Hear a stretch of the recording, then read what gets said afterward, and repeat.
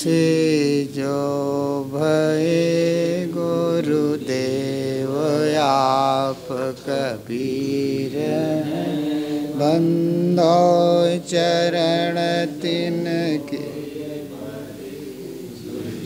प्रेम सद्गुण तीर है। प्रेमी भावे चाल मन जो प्रेम दिल साचार है। वही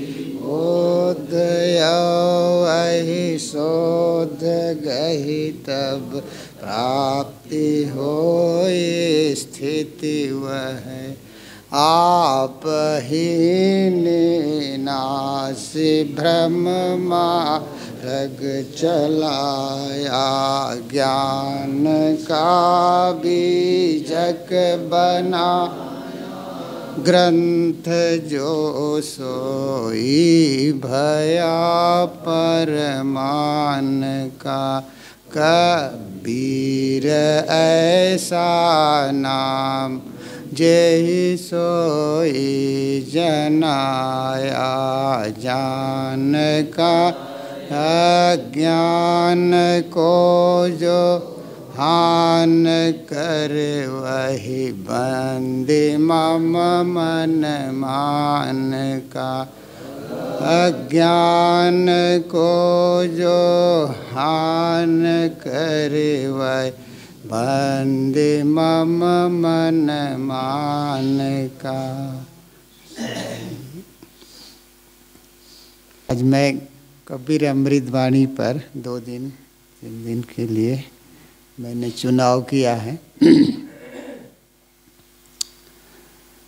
कबीर अमृत वाणी का मन को अंग है, क्योंकि हम लोग साधक हैं। मन का जो दांव पेच है, मन का जो स्वभाव है, उसको भी समझना है। इस प्रसंग में बताया गया है मन का स्वरूप तथा उसे बस में करने का उपाय इसमें बताया गया है। मन का वास्तविक स्वरूप क्या है और उसको कैसे बस में किया जाए। मन देखा सुना और भोगा हुआ के जो संस्कार जो समुच्चय रूप है, उन्हें ही मन कहा जाता है। मन क्यों बनता है? ऐसा कोई दृश्य होता है जो आकर्षण होता है, उसका भी संस्कार बन जाता है। और ऐसी घटनाएं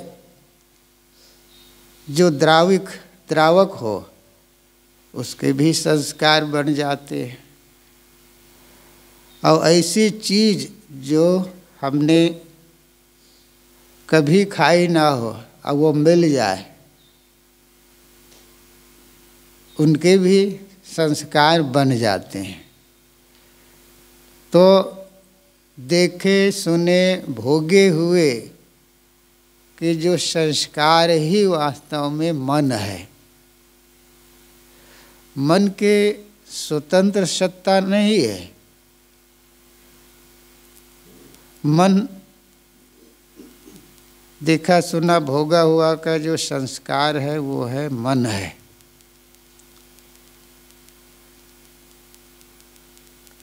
धार्मिक जगत में इसी मन को समझने के लिए अनेक उपाय और युक्ति बताई गई है।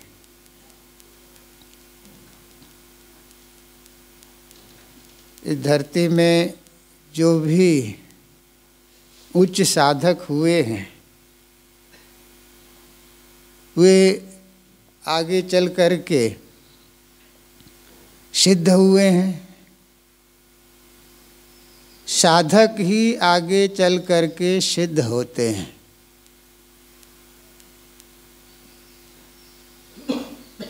बिना साधना के वो सिद्ध कैसे हो सकते हैं। और धार्मिक जगत में, अध्यात्म में मन ही एक ऐसा है जो उसको साधना द्वारा बस में किया जा सकता है। इसीलिए सभी महापुरुषों ने अपने अपने ढंग से मन पर चिंतन किया है। वेदवाणी अग्नि से शुरुआत होती है और कबीर साहब अपनी वाणी अंतर ज्योति से वे शुरू करते हैं। तथागत बुद्ध ने मन से अपनी वाणी शुरुआत की है धम्मपदम में। मनोपुग्गमा धम्मा मनोसेठा मनोमया मनसाचे पदुष्ठेन भासति वा करो ततो नम दुख मनवेत चक्कम वा बहतो पदम।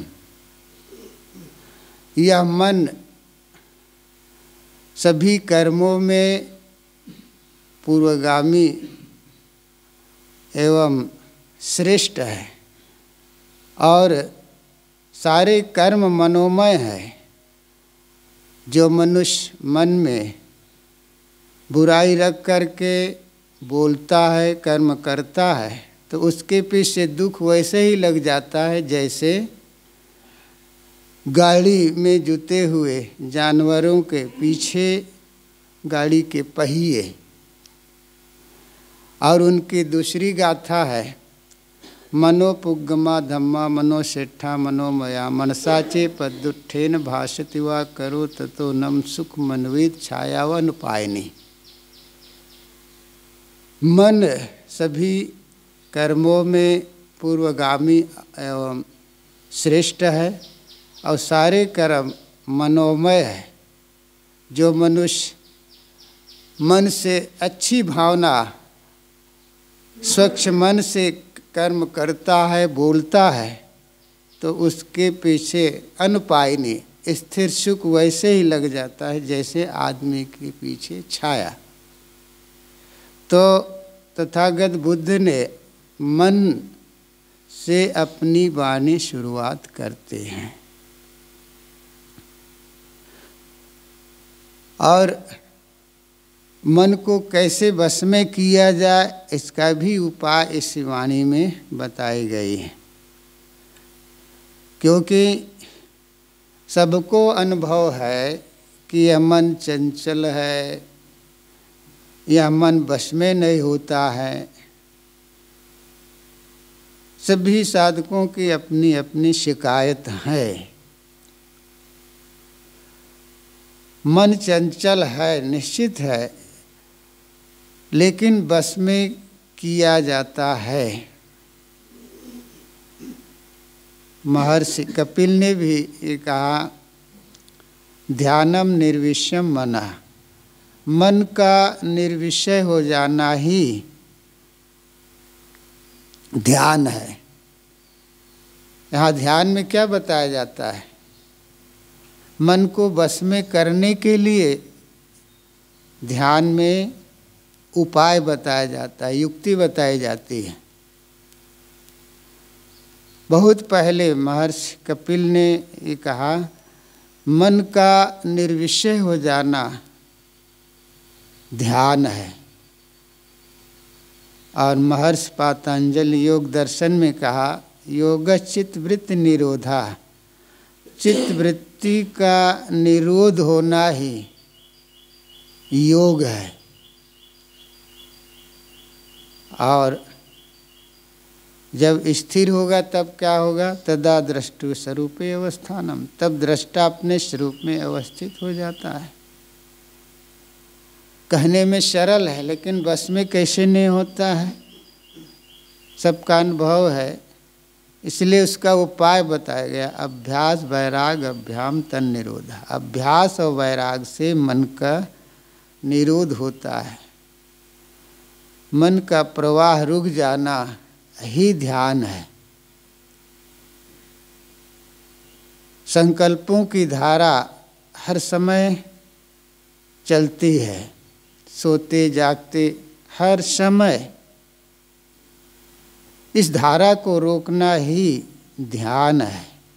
इसीलिए ध्यान में आलंबन दिया जाता है। बिना आलंबन के मन शांत और बस में नहीं होता है, इसलिए ध्यान में आलंबन दिया जाता है। स्वर योग, नाद योग, बिंद योग, अंत में है दृष्टाभ्यास।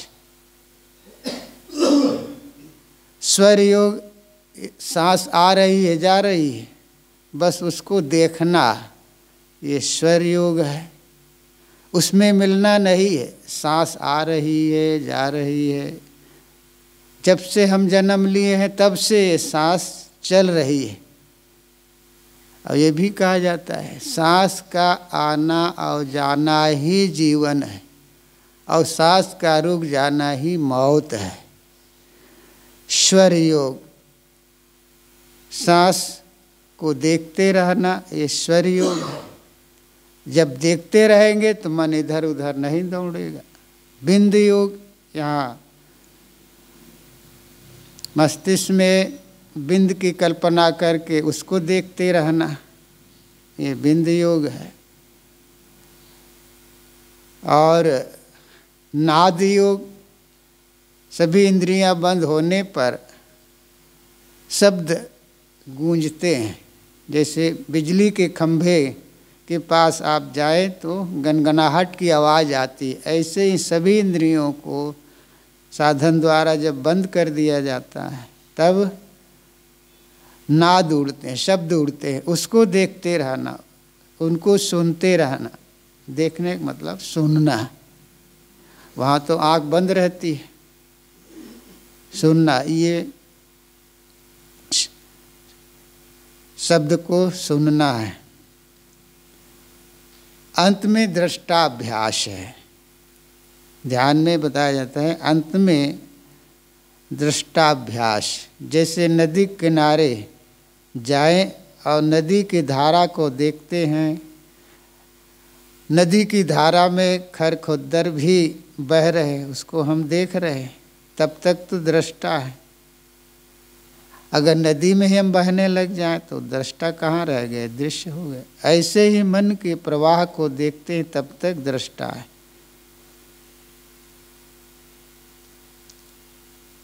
ध्यान में मन को बस में करने के लिए ये सब आलंबन, ये सब आधार दिया जाता है। आगे सद्गुरु कहते हैं, कबीर मन तो एक है, भावे तहाँ लगाओ, भावे गुरु की भक्ति करो, भावे विषय कमाओ। कबीर मन तो एक है। सद्गुरु कहते हैं मन तो एक है, भावे नाम अच्छा, जहाँ अच्छा लगे वहाँ लगाओ। भावे गुरु की भक्ति करो, भावे विषय कमाओ।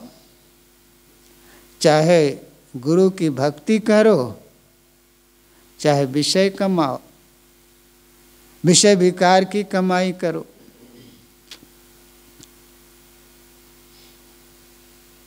मन को हम कहाँ लगाते हैं ये अपने ऊपर निर्भर करता है। मन ऐसा मित्र है जो हमारा हर समय अंग संग रहने वाला है, और उस मित्र मन को हमने गलत दिशा में, गलत काम में लगाया, गलत आदत में लगाया, तो वही मन हमारे लिए दुश्मन बन जाता है। सद्गुरु कहते मन तो एक है, अब तुम्हारी मर्जी कहाँ लगाते हो। अगर गुरु की भक्ति करते हो तो मुक्ति को पाओगे, और संसारिकता में, विषय वासना में मन को लगाते हो तो बंधन बनेगा। गुरु की भक्ति से ही जीवन में सुधार आता है, गुरु की भक्ति में ही जीवन का अच्छा निर्माण होता है, गुरु की भक्ति से ही व्यवहारिकता हमारी सुलझती है। गुरु की भक्ति करने से हर प्रकार के लाभ ही लाभ है, और गुरु की भक्ति में ही मुक्ति है। इसलिए सद्गुरु कबीर कहते हैं, भक्ति निशैनी मुक्ति की, संत चढ़े लौलाए, जिन जिन मन आलस किया, जन्म जन्म पछताए। भक्ति निशैनी मुक्ति की, भक्ति मुक्ति की निशैनी है, सीढ़ी है। संत चढ़े लौलाए, जो है शांत इच्छुक जो साधक है, उसमें लव लगा करके वहाँ तक, उस मंजिल तक वे चढ़ते हैं। जो मन में आलस किया वो जन्म जन्म पछताता है। स्वामी शंकराचार्य भी कहते हैं, मोक्ष कारण समग्रयाम भक्तिरिव गरेशी। मोक्ष की कारण सामग्री में भक्ति ही गरेशी अर्थात श्रेष्ठ है। बिना भक्ति की किसी की मुक्ति होने वाली नहीं है। जिनकी गति मुक्ति हुई है, या जिनको हम श्रद्धेय मानते हैं, पूज्य मानते हैं, वे सभी भक्ति करके वहाँ तक पहुँचे हैं। चाहे वह बुद्ध हो, महावीर हो, ईसा हो, कबीर हो, नानक हो, जितने भी महापुरुष हुए हैं इस धरती में, वे सभी महापुरुष भक्ति करके उस ऊंचाई तक पहुँचे हैं। भक्ति है, विनम्रता है, सरलता है, कोमलता है, ये भक्ति का अर्थ है। भक्ति का दूसरा अर्थ है समर्पण है। भक्ति का तीसरा अर्थ है विभाजन करना, अलग करना, सभी बंधनों से अपने आप को छुड़ा लेना। ये भक्ति के वास्तविक स्वरूप है। सद्गुरु कहते हैं, मन एक है, चाहे जहाँ लगाओ। अगर गुरु की भक्ति में मन को लगाओगे तो मुक्ति पाओगे, और संसारिकता में लगाओगे, विषय वासनाओं में लगाओगे तो बंधन बनेगा। कबीर यह मन लालची, समझे नहीं गंवार, भजन करन को आलसी, खाने को तैयार। साहब कहते हैं, यह मन लालची और मूर्ख है, समझे नहीं, सत्य को समझता नहीं है। भजन करन को आलसी, भजन करने में आलस प्रकट करता है। खाने को तैयार, और तीनों समय खाने के लिए तैयार रहता है। सद्गुरु कहते हैं, यह मन विषयों के लालच में दौड़ता रहता है।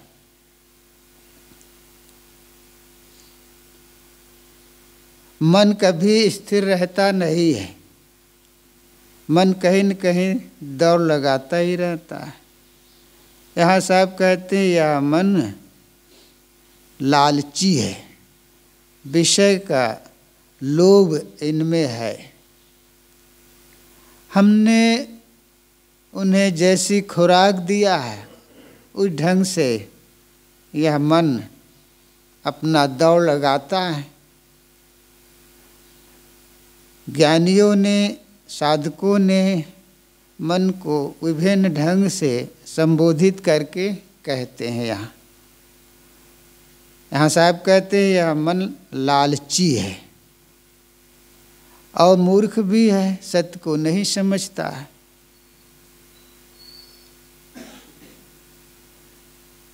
सत्य को समझना नहीं चाहता है, क्योंकि विषयों का उन्हें लोभ है, संसारिकता का लोभ है, मान बड़ाई सम्मान का उन्हें भूख है, सत्य को समझने नहीं देता है। साहब कहते हैं भजन करन को आलसी, खाने को तैयार,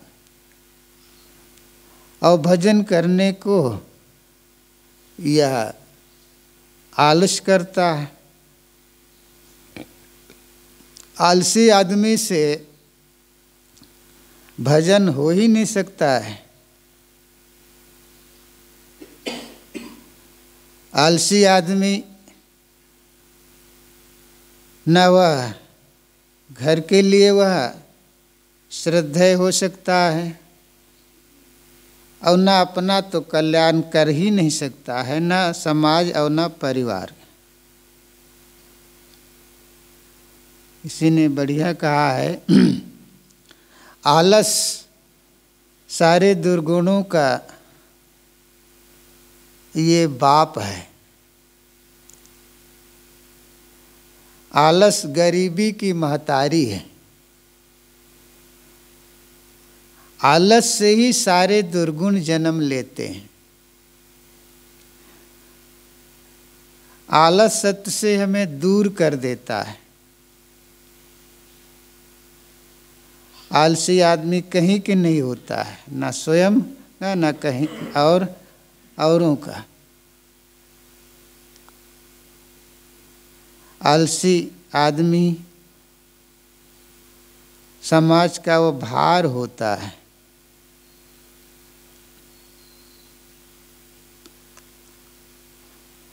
भजन तो उनसे हो ही नहीं सकता है। भजन का अर्थ है सेवा भी है। भजन का अर्थ है बुराइयों से भागना भी है। आलसी आदमी कभी वो सेवा कर ही नहीं सकता है। सेवा में भी वो बहाना करेगा। आलसी आदमी से सेवा भी नहीं हो सकता है। आलसी आदमी अक्सर तुलना भी करता है कि वो तो नहीं करता है, वो तो नहीं करता है। और ये घर परिवार में भी देखा जाता है, समाज में भी देखा जाता है। अंततः वह सबसे उपेक्षित भी हो जाता है। एक बड़ा परिवार था और वह होनहार नौजवान भी था, लेकिन बड़ा आलसी था। जब काम करे को हो तो क्या कहता था, आज मेरा पेट दर्द है, मेरा सिर दर्द है, और चद्दर ताने सो जाता था। कई बार उनके चाचे लोग, बड़ा भाई खूब पिटाई करते थे, लेकिन वो ऐसा आलसी था, वो काम करना चाहता ही नहीं था। अब जैसे ही जमात जाती थी वहाँ हो लेता था। सत्संग सुनने का बहाना सुनता था और 2 टाइम खाते भी थे।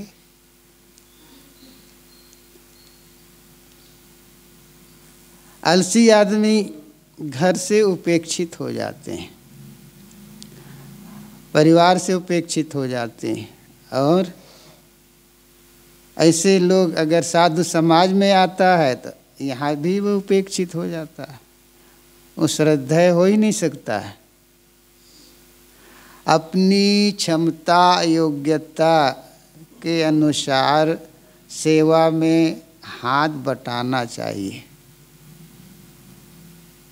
लेकिन अपनी योग्यता और क्षमता तहत भी सेवा में हाथ नहीं बटाया जाता है। लेकिन खाने के लिए तीनों टाइम में तैयार रहते हैं। साहब कहते भजन करन को आलसी, खाने को तैयार। साहेब नज़दीक से देखे रहे होंगे, 119 वर्ष कुछ महीने कुछ दिन तक वे महापुरुष इस धरती पे रहे हैं और उनका बड़ा समाज रहा होगा, तो अनेक संस्कार के लोग भी रहे होंगे। आँखों देखा हाल वो यहाँ बता रहे हैं। और ऐसे लोग खाने के पेटू भी होते हैं।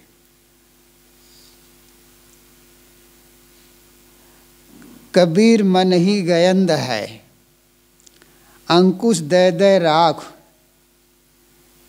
विष की बेली परिहरो, अमृत का फल चाख।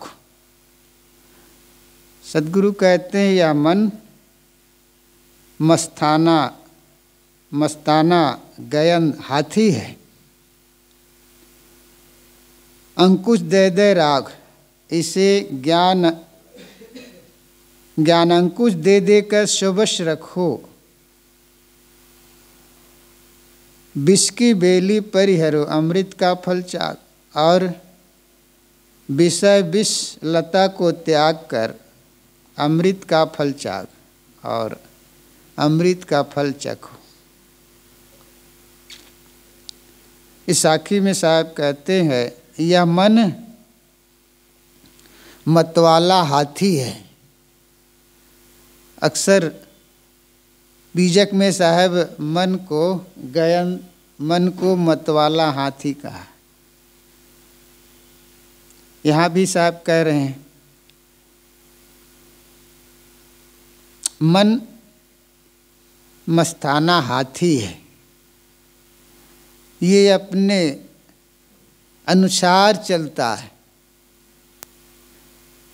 इसलिए इसे अगर बस में रखना है तो ज्ञान अंकुश दे देकर सुबश रखो। ज्ञान के अंकुश दे करके ही मन को वश में किया जा सकता है, अन्यथा यह मन पता नहीं कहाँ भटका दे। हमने मन को गलत खुराक दिया है, मन को गलत आहार दिया है, इसीलिए मन हमको ही वो भटका रहा है।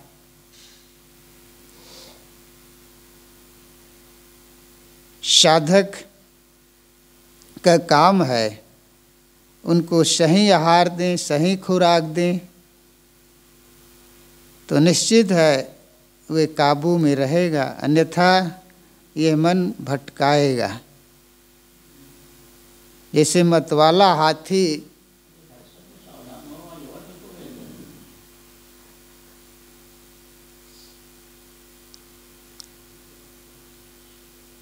रात की नींद पूरी हो रही है। अभी यही के लिए कथा चल रही है। इन्हें हमने गलत आहार दिया है। अब जैसे ये जागने की जगह है, सोने की जगह नहीं है। अब यहाँ भी हम असावधान हो के सोए तो क्या कहा जाए। इसका मतलब है हमारा मन और कहीं भटक रहा है। अगर भटक नहीं रहा है तो आलस में है, तंद्रा में है, ये भी एक तरह से भटकना है। साहब कहते हैं गलत आहार, गलत खुराक दिया है, इसलिए मन मतवाला हाथी बना हुआ है। इसलिए ज्ञान अंकुश दे दे करके इन्हें शांत रखो, वश में रखो। विष की बेली परिहरो, अमृत का फल चाख। साहब कहते हैं विषय की बेली उसको त्याग कर अमृत का फल चखो। विषय वासना रूपी लता का विष त्यागे बिना अमृत का फल चखने को कैसे मिलेगा। हम लोगों ने विषय विष लता को सींचते आए हैं, उसका त्याग हो नहीं रहा है, इसलिए इसको सींचे ना, इसको परित्याग करें, तब अमृत का फल चखने को मिलेगा। वो अमृत क्या है? वो स्वस्वरूप ज्ञान अमृत शांति, ये अमृत है। जिस अमृत को पीने से अमरता मिलती है, उस अमृत को पीने की जरूरत है। कबीर बैरी सबल है, एक जीव रिपु पाँच, अपने अपने स्वाद को बहुत नचावे नाच। कबीर बैरी सबल है। सद्गुरु कहते हैं एक जीव के पीछे ये 5 ज्ञान इंद्रिय रूपी सबल प्रबल बैरी लगे हैं। अपने अपने स्वाद को बहुत नचावे नाच, ये अपने अपने स्वाद के लिए जीव को बहुत नाच नचाते हैं। सद्गुरु कहते हैं एक जीव के पीछे 5 शत्रु लगे हुए हैं, और वो ऐसे शत्रु है जो प्रबल है, बलवान है। ये 5 ज्ञान इंद्रिय रूपी ये 5 शत्रु जीव के पीछे लगे हुए हैं। यहाँ साहब बलवान, सबल और शत्रु क्यों कहते हैं? क्योंकि हमने पांचों ज्ञान इंद्रियों को गलत आहार दिया है, गलत खुराक दिया है, इसलिए वह सबल हो गया है, बलवान हो गया है। और जीव को ही वो भटका रहे हैं। 5 ज्ञान इंद्रियां, आँख, नाक, कान, जीभ, चाम, ये 5 ज्ञान इंद्रियां हैं।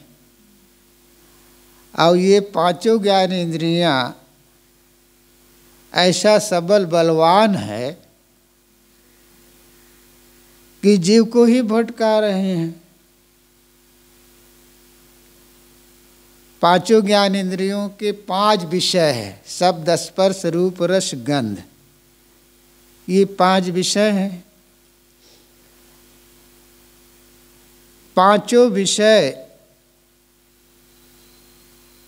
जीव ग्रहण करता है। 5 ज्ञान इंद्रियों द्वारा 5 विषयों का जीव ग्रहण करता है। ज्ञानी से ज्ञानी को भी 5 ज्ञान इंद्रियों द्वारा हमको आहार लेना पड़ता है। आँख से देखना ही होगा, कान से सुनना ही होगा, जीभ से चखना ही होगा, त्वचा से स्पर्श लेना ही होता है। तो 5 ज्ञान इंद्रियों द्वारा 5 विषय का तो ग्रहण करना ही होता है। शुद्ध आहार हम लेते हैं तो हमको वह परेशान नहीं करेंगी, लेकिन हमने 5 ज्ञान इंद्रियों को गलत आहार दिया है, इसीलिए वह शत्रु बन करके वो खड़े हैं। बीजक में भी साहब कहते हैं, संतों घर में झगड़ा भारी, रात दिवस मिल उठ उठ लागे, 5 ढोटा एक नारी। न्यारो न्यारो भोजन चाहे, 5 अधिक स्वादी, कोई काहू का हटा न माने, आपो ही आप मुरादी। दुर्मत केर दुहागिन मेटे, ढोटे ही चाप चपेरे, कहीं कबीर सोई जन मेरा, जो घर के राह निवेरे। पांचों ज्ञान इंद्रियों को साहब यहाँ ढोटा लड़के कहते हैं। और ये ऐसा है जो हर समय रहने वाले। मान लो किसी के घर में 5 लड़के हों और उनकी पत्नी हो, और जीव को परेशान करे, मालिक को परेशान करे, तो उसकी दशा क्या होगी, सहज समझा जा सकता है। ऐसे ही ये पांचों ज्ञान इंद्रियां रूपी 5 लड़के हैं और वासना रूपी नारी, ये 6 मिल कर के जीव को परेशान कर रहे हैं। साहब कहते हैं यहाँ कि ये पांचों ज्ञान इंद्रियां रूपी जो प्रबल शत्रु है, ये जीव को परेशान करने में लगे हुए हैं और अपने अपने स्वाद में सब लगे हुए हैं और जीव को इसी में नाना नाच नचा रहे हैं।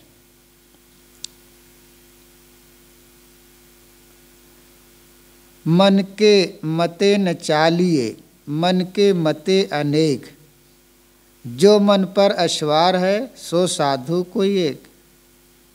मन के मते न चालिए, साहब कहते मन के मत में न चलो, क्योंकि मन के मते अनेक, मन के अनेक मत है। जो मन पर अश्वार है सो साधु कोई एक, जो मन को सदैव अपने अश्वार अधीन रखता है, सो साधु कोई एक, वह कोई बिरला साधु है। साहब कहते हैं मन के जो मत के अनुसार मत चलो, क्योंकि मन के अनेक मत है। मत मतलब विचार, मत अने संस्कार, मन के अनेक संस्कार है, अनेक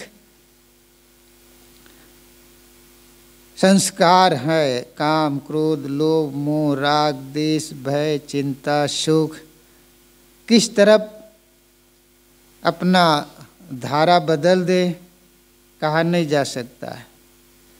इसलिए साहब कहते हैं मन के अनेक मत है, अनेक संस्कार है, अनेक संकल्प विकल्प उठते हैं। इसलिए मन के मत के अनुसार मत चलो। जो मन पर अश्वार रहता है, अपने अधीन रखता है, वही तो साधु है, वही साधक है।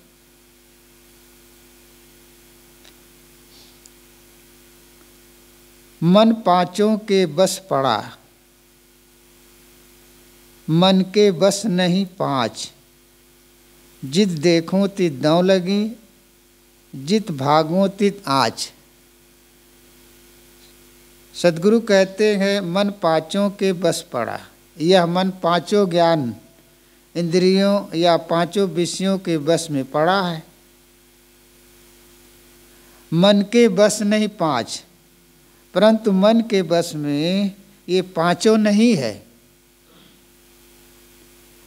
जिद देखूं तित दांव लगी, जहाँ देखता हूँ वहाँ विषय की दांव अग्नि लगी है। जिद भागूं तित आँच, जहाँ भाग कर जाता हूँ वहाँ आँच लगती है। मन पांचों के बस में पड़ा है, मन पांचों विषयों के बस में है। शब्द, स्पर्श, रूप, रस, गंध, ये 5 विषय हैं। मन पांचों विषयों के बस में पड़ा हुआ है, लेकिन मन के बस नहीं पांच, ये पांचों मन के बस में नहीं है। वैसे जहाँ मन जाता है वहाँ तन जाता है, जहाँ तन जाता है वहाँ मन जाता है। साहब ने बीजक में कहा है, तन राता मन जात है, मन राता तन जाए, तन मन एके होए रहे, तब हंस कबीर कहा है। तन राता मन जात है, जहाँ तन आसक्त होगा वहाँ मन जाएगा। यहाँ तन का अभिप्राय है पांचों ज्ञान इंद्रियां। तन तो हाड़ मांस का पुतला है, लेकिन इसी में जो पांच ज्ञान इंद्रियां हैं, ये पांचों ज्ञान इंद्रियां का यहाँ इशारा है। जहाँ तन आसक्त होगा अर्थात पांचों ज्ञान इंद्रियां जहाँ आसक्त होगी वहाँ मन दौड़ेगा, और जहाँ मन दौड़ेगा वहाँ तन आसक्त अर्थात पांचों ज्ञान इंद्रियां दौड़ेगी। सब मिला करके हमने मन को बिगाड़ रखा है। जहाँ मन को बिगाड़ रखा है तो निश्चित है वो तो अपनी खुराक के लिए दौड़ लगाएगा ही लगाएगा। इसीलिए छांदोग्य उपनिषद में ये भी कहा गया, आहार शुद्धो सत्य शुद्धि सत्य शुद्धो सत्य शुद्धो ध्रुवा स्मृति लभ्ये सर्वग्रंथि नाम भी प्रमोक्षा। आहार के शुद्ध होने पर ही अंतःकरण शुद्ध होता है। आहार जो हम मुख से जो आहार लेते हैं अथवा पांचों ज्ञान इंद्रियों से जो हम आहार लेते हैं ये भी आहार है। जो मुख से लेते हैं आहार तो अपनी जगह आहार ही है, लेकिन मुख के आसपास जो पांच ज्ञान इंद्रियां हैं उनका भी अपना आहार है। पांचों ज्ञान इंद्रियों का जब आहार अगर गलत है तो गलत दिशा में दौड़ लगाएंगे ही लगाएंगे। तो वहाँ ऋषि कहते हैं आहार के शुद्ध होने पर अर्थात पांचों ज्ञान इंद्रियों का जब आहार जब शुद्ध हो जाता है, युक्ता आहार विहारश, ये भी कहा गया है गीता में। जब हमारा हर क्रियाकलाप पांचों ज्ञान इंद्रियों के उचित है तो अंतःकरण शुद्ध होगा। जब आहार शुद्ध होगा तब अंतःकरण शुद्ध होगा। पांचों ज्ञान इंद्रियों का जब आहार शुद्ध होगा, उचित देखना, उचित सुनना, हर चीज उचित होगा, युक्ति पूर्वक होगा, तब अंतःकरण शुद्ध होगा। देखो आहार शुद्ध होने न होने के कारण ही देखो रूप विषय में पढ़ करके देखो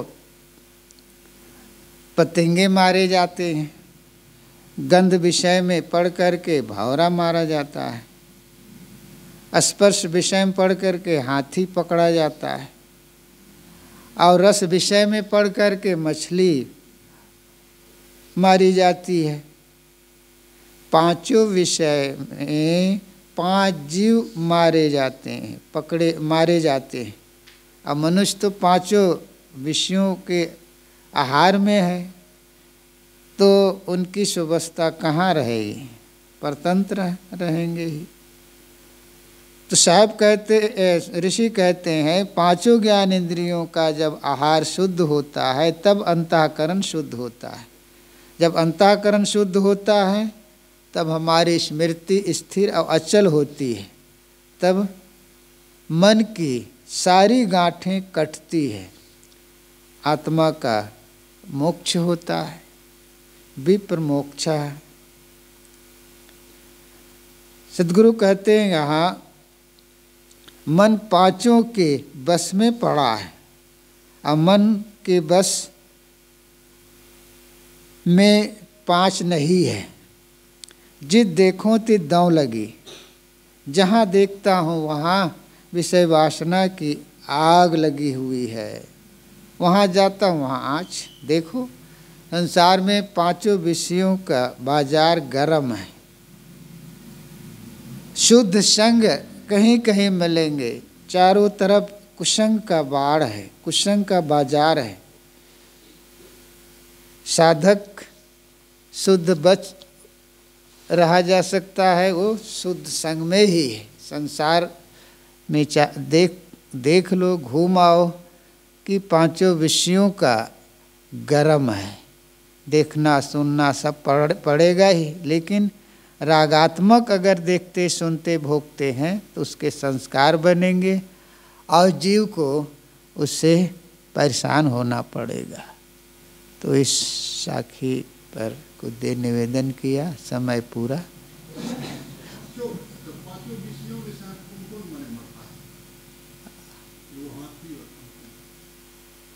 वंदन है गुरुदेव तुमको, वंदन है गुरुदेव, वंदन है गुरुदेव तुमको, वंदन है गुरुदेव।